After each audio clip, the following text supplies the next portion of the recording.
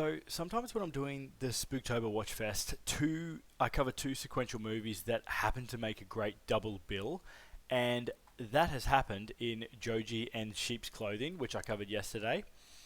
They actually have quite a bit in common. They both put focus on a character that is like barely holding it together and has these really physical outbursts, and calm exterior, shaky facade, that sort of thing. They also are both about emotional and social manipulation of vulnerable people, and they're both about like plots that are far darker than you think they're going to be when they start. Right? Um, Fahad Faasil is like he's in this one, and if you've been following this channel for a while, you'll know that I love him. Um, but I've only really seen him in roles where he is like outwardly crazy. Like he is like a cartoony 11 running around doing crazy shit or being funny or, stuff along those lines. And I do mean that as a compliment because he's fucking fantastic in those roles. But this is quite a serious role. Like this is quite a toned down. It's a dark role, but it is far less serious than say Avasham or Kumbulangi Nights. And he crushes it as sort of this Weasley plotting younger brother. And I mean, Fafa can pretty much do anything. I had no doubt about that anyway. But this role just confirms that. Sidebar, weird, but like one of the animation intros, at least for the Australian version of this movie, as in like the version on Australian Prime Video, um, there's like an animated intro for the production company Working Class Hero, and it was weirdly beautiful. I was heavily invested in this little animated intro that plays before the movie. It was odd. It had no right to be that good. It threw me for a second. I was like, oh, what the fuck's going to happen? Is this part of the movie? It was really good. But Fafa, he fucking slaps in this, man. He's so good. And it's almost a thespian role. Joji is a 2021 psychological thriller set in a family plantation home. The focus of our story is the titular character Joji, who he's a bit of a disappointment. Like he's an engineering student dropout. His father, Kudapan, basically he calls him second choice. Like he's just a really he's a weak disappointment of a character. And Kudapan rules with an iron fist, and that makes complete sense because this motherfucker's built like a brick shithouse. He's huge. I need this 74-year-old man in my fucking rugby team. He's built like he could run through a truck, honestly. And Joji and his brothers are all sort of vying for their dad's affection and hoping to be like the next one in line to the throne and the money and the wealth and all that stuff. When Kudapan's health takes a turn, with dear old dad on his deathbed, they all start like enacting these weird like nefarious power plays, and that is where the movie gets really dark and interesting. Now, this movie is based on Macbeth, and I picked that up pretty quickly, even though I confirmed that afterwards. But I was like, oh yeah, I know where this is going. It's good. It's really good. It doesn't end the same way or anything, but it's really good. The family drama in this, and I don't know whether it's because there's a mix of like a soft piano score or the fact they're on a plantation, sort of like an orchard. But it sort of gave me Godfather vibes. Like, Joji is a bit of a Michael Corleone. Everyone thinks he's a bit of a loser when he rocks up, but he ends up being smart and willing to do more than the others in the room. And yeah, I don't know. I couldn't throw that. I don't know if that was an influence or whatever, but I was like, oh, he feels a bit Michael Corleone. There's a lot of like me, nee, like you can see it. He's a thinky. He's a thinker. I think Fafa fucking nailed this character. In fact, all the brothers nail their characters. They all have very different personalities and plans. One of them's like a drunk hothead. The other one's sort of like the business brain of the family. And they keep getting into it.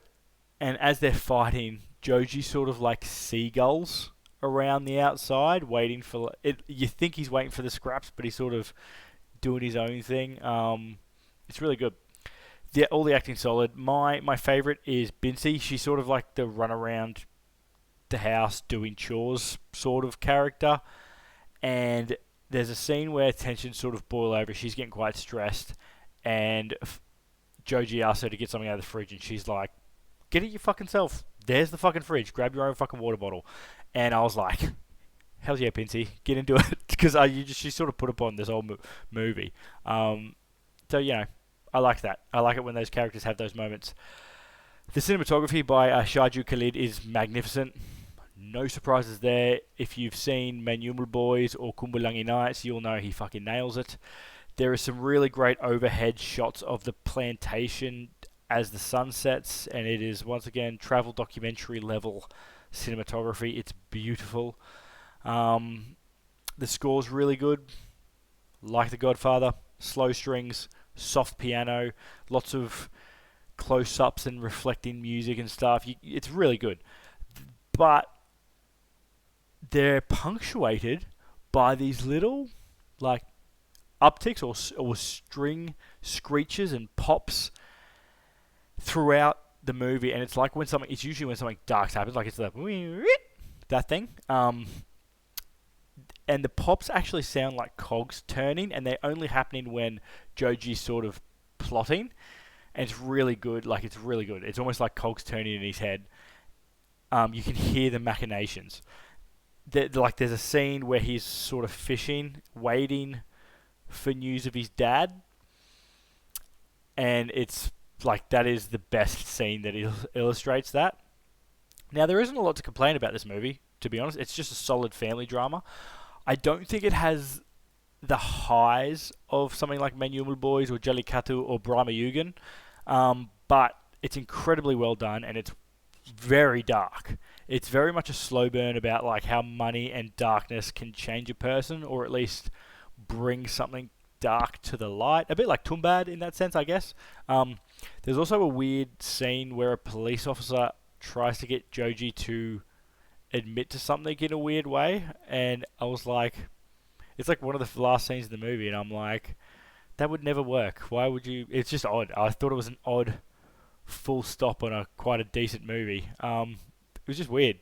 But I also really wanted to know more about the dad and his backstory and why he's such a bastard, or like, is it just because he's really strong and scary, or has he done, like, does he hit them? I don't know. I mean, he does choke Joji in this, so maybe that's what it is. But I don't know. I just wanted more about him and the lads, just to set up a bit more of like why they're so scared of him.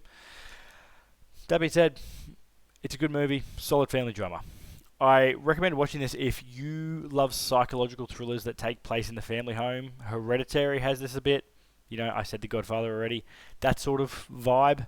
If you love Shakespearean retellings, I do. One of my favourite is Baz Luhrmann's Romeo and Juliet. Like, I do love when they do cool modern retellings of Shakespearean plays. I think it does it like really well. This nails it. If you like your bad guys Weasley, this has a very Weasley bad guy in it. I don't recommend watching this if you want a straight up scarefest. If you want like a paranormal or otherworldly story, this isn't that. If you struggle with subtitles, I know some people find them distracting or can't read them fast. I get it, completely understand. This is best watched in Malayalam, or Malayali, I should say. But yeah, it's a good movie. It's a solid Malayalam psychological thriller. It's really good. I just don't think it reaches the heights of some of my favourite Malayalam films. But it's solid, and Fafa, like everything, he fucking smashes it. If you like this and you want another movie that depicts realistic social and emotional manipulators, I alluded to it in the intro, but Sheep's Clothing is a 2024 film that it's currently free to watch on Tubi. I covered it yesterday. It's about a principal named Mansa who is the victim of a sudden act of violence and gets a traumatic brain injury. A few months later, he's in need of like community, and he's struggling to go about his day-to-day life. So he joins like a newly formed church in Pasadena with like an overly friendly pastor. Something tragic happens while he's at the church, and the pastor needs Mansa's help. And from there, we sort of watch Munster struggle to get out from under the thumb of the pastor as shit just goes from bad to worse. It just keeps digging and digging and digging. It's one of those movies where they scramble to get out of everything, and it's really tense, and it's really good emotional psychological thriller. Another great movie that is also similar in themes to this one, especially darkness, is Rorschach. Fucking King Mahmoodi's in it. You know it's going to be good. It's a really dark movie about a kind of ominous drifter who has big plans for a number of people in the town after the murder or disappearance of his wife. It's another really dark Malayalam psychological thriller, and it has some genuinely scary scenes in it and a genuinely scary mask. So I would probably call it more horror than this one. It is definitely drifts more horror than Joji does. It's really good, and you just get to see Mahmoodi slap the ever-loving fuck out of someone, and I'm up for that every day of the week. Fuck, I love Mahmoodi, man. He rules. As always, thanks for watching, and I hope to see you again tomorrow for another review. Peace.